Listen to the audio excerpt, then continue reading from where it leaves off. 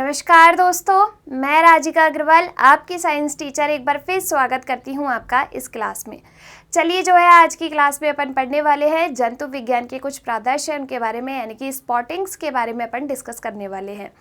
आपके जो एग्ज़ाम में है किस तरीके से पूछे जाएंगे, तो प्रैक्टिकल में क्या किया जाएगा, आपको इसकी परमानेंट प्रिपेयर्ड स्लाइड जो है वो रखी जाएगी और फिर आपको जो है आइडेंटिफाई करना है कि जो स्लाइड आपको दी गई है वो किसकी है। तो सबसे पहले स्पॉटिंग 1 में अपन डिस्कस करने वाले हैं, अपना जो उद्देश्य है वो क्या है, स्तनी के वृषण की अनुप्रस्थ काट की पहचान।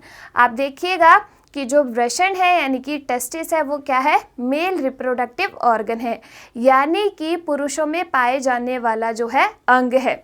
नर जनन अंग को अपन कहते हैं वृषण। तो इसकी ट्रांसवर्स सेक्शन यानी कि अनुप्रस्थ काट की पहचान अपन को करनी है।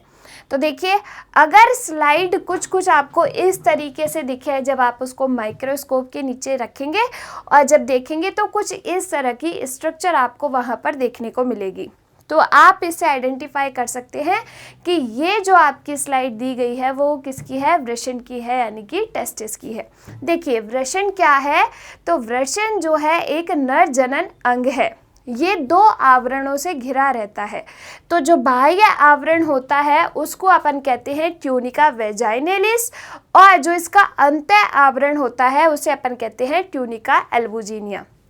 इस वृषण के अंदर बहुत सारी ट्यूब्यूल्स यानी कि नलिकाएं प्रेजेंट होती है, जिसे अपन क्या कहते हैं, शुक्रजनक नलिकाएं कहते हैं। ये बहुत सारे नंबर्स में प्रेजेंट होती है और ये वृषण की संरचनात्मक तथा क्रियात्मक इकाई होती है। कौन सी ट्यूब्यूल्स, सेमिनिफेरस ट्यूब्यूल्स, यानी कि शुक्रजनक नलिकाएं जो है इसकी संरचनात्मक तथा क्रियात्मक इकाई होती है। इसके बाद देखिए कि प्रत्येक वृषण में अनेक शुक्रजनक नलिकाएं जो है होती है, जो अंतराली कोशिकाओं से क्या होती है, घिरी हुई होती है। इसके अलावा इन नलिकाओं के जनिक एपिथेलियम स्तर में कहीं कहीं पर लंबी तथा फूली हुई कुछ नलिकाएं होती है, कुछ सेल्स होती हैं, उन्हें अपन कहते हैं सर्टोली सेल्स। ये सर्टोली कोशिकाएं क्या कार्य करती है, तो जो स्पर्म का निर्माण होता है, शुक्राणु का निर्माण होता है, उन्हें पोषण प्रदान करने का कार्य करती है। कौन सी सेल्स करती है, सर्टोली सेल्स, यानी कि सर्टोली कोशिकाएं। पोषण के साथ साथ ये जो स्पर्म है उनको प्रोटेक्शन यानी कि सुरक्षा भी प्रदान करती है। देखिएगा इस डायग्राम के अंदर एक बार ये आपको दिख रही होंगी, ये जो है आपके इस तरीके से जो आपको स्ट्रक्चर दिख रही है, यूं करके यूं इस तरीके से पूंछ जिसमें जुड़ी हुई है, ये क्या है आपके स्पर्म से। इसको थोड़ा सा मैं जूम कर देती हूँ जिससे आपको अच्छे से समझ में आ जाए। देखिए इस तरीके से ये क्या है आपके, जो ये आपको दिख रहे हैं ये आपके हैं स्पर्म्स, जिन्हें अपन क्या कहते हैं हिंदी में, शुक्राणु। क्या कहते हैं, शुक्राणु कहते हैं, यानी कि मेल गैमीट है। ये क्या है, मेल गैमीट है, जिसे अपन कहते हैं शुक्राणु। अब आपको दिख रही होंगी यहाँ पे कुछ कोशिकाएं हैं, जैसे ये बीच बीच में कुछ कोशिकाएं दिख रही है, ये पर्पल कलर की आपको, ये सारी क्या है आपकी सर्टोली सेल्स है। क्या है, सर्टोली सेल्स है, जो कि क्या करेगी, ये जो स्पर्म है इनको न्यूट्रिशन प्रोवाइड करेगी और साथ के साथ इसको सुरक्षा प्रदान करने का कार्य करती है। ठीक है, ये है अपने कनेक्टिव टिश्यू, ये है रक्त वाहिनियाँ यानी कि ब्लड वेसल्स, ये तंतुमय आवरण जो कि इसको क्या हुआ है, घेरे हुआ है।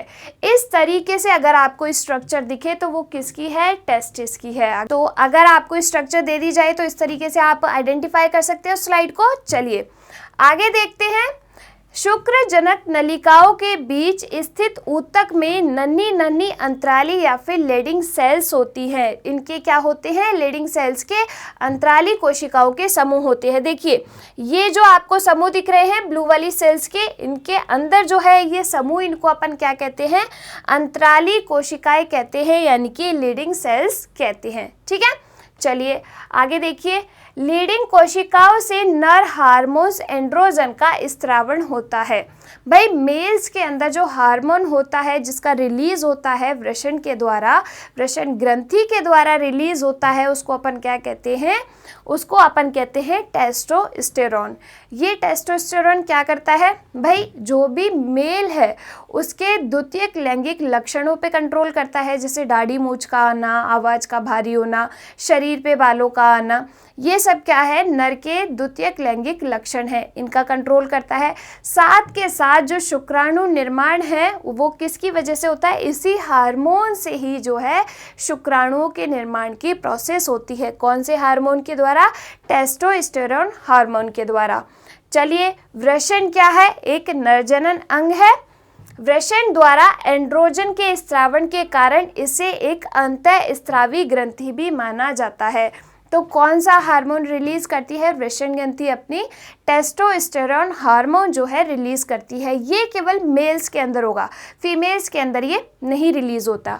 शुक्र जनक नलिकाओं में निम्न क्रम में जनक कोशिकाएं जो है स्थित होती है। तो देखो, स्पर्मेटोगोनिया बनेगा, पहले स्पर्मेटोगोनिया से स्पर्मेटोसाइट्स बनेंगे, फिर स्पर्मेटेट्स बनेंगे, और फिर स्पर्मेटेट से जो है आपके स्पर्मेटोजोआ बनेंगे, और स्पर्मेटोजोआ से आपके स्पर्म्स का जो है निर्माण होता है। तो इस तरीके से इस पूरी प्रोसेस से आपके स्पर्म का निर्माण होता है। आपको मेजरली क्या करना है, केवल इसको आइडेंटिफाई करना है, और इसके कुछ विशेषताएं जो हैं कुछ इसकी, वो आपको एग्जाम में लिख के आनी है, अगर आपकी ये स्लाइड दे दी जाए तो। ठीक है बच्चा लोग, आ गई चीज़ समझ में, इसको आराम से जो है आप आइडेंटिफाई कर पाएंगे, इस टाइप की स्ट्रक्चर अगर आपको मिल गई एग्जाम में स्लाइड में। तो चलिए मिलते हैं दूसरी क्लास में, तब तक के लिए धन्यवाद।